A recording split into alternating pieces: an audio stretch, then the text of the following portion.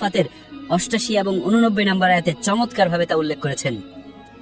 আল্লাহ রাব্বুল আলামিন বলেন, অতঃপর ইব্রাহিম আলাইহিস সালাম তারকাপুঞ্জের দিকে দৃষ্টি নিক্ষেপ করলেন এবং তিনি বললেন, আমি অসুস্থ। যখন তিনি তার সম্প্রদায়ের কাছে অসুস্থতার কথা বললেন, তখন তার সম্প্রদায় তার কাছ থেকে চলে গেল।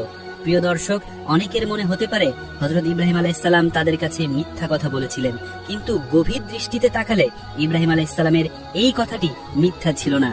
কেননা বাস্তবে তার সম্প্রদায়ের এই করুণ অবস্থা দেখে তিনি মানসিকভাবে অত্যন্ত অসুস্থ ছিলেন।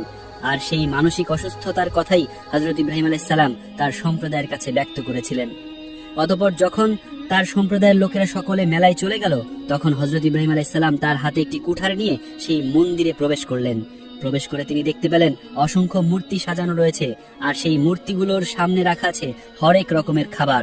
হযরত ইব্রাহিম আলাইহিস সালাম মূর্তিগুলোকে কি বলেছিলেন, আল্লাহ রাব্বুল আলামিন সেই কথাগুলোকে সূরা সফফাতে ৯১ থেকে ৯৩ নম্বর আয়াতে অত্যন্ত চমৎকার ভাবে উল্লেখ করেছেন।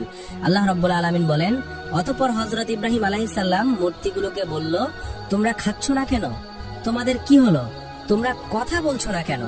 অর্থাৎ আল্লাহ রাব্বুল আলামিন বোঝাতে চেয়েছেন, যখন হযরত ইব্রাহিম আলাইহিস সালাম দেখলেন মূর্তিগুলোর সামনে অনেকগুলো খাবার রাখা আছে, তিনি মূর্তিগুলোকে ব্যঙ্গ করে বললেন, ওহে মূর্তিরা, আমি তো শুনেছি তোমরা নাকি জীবিত মূর্তি, তাহলে তোমাদের সামনে এতগুলো সুন্দর সুন্দর খাবার রাখা আছে, তোমরা এই সুন্দর খাবারগুলো খাচ্ছ না কেন?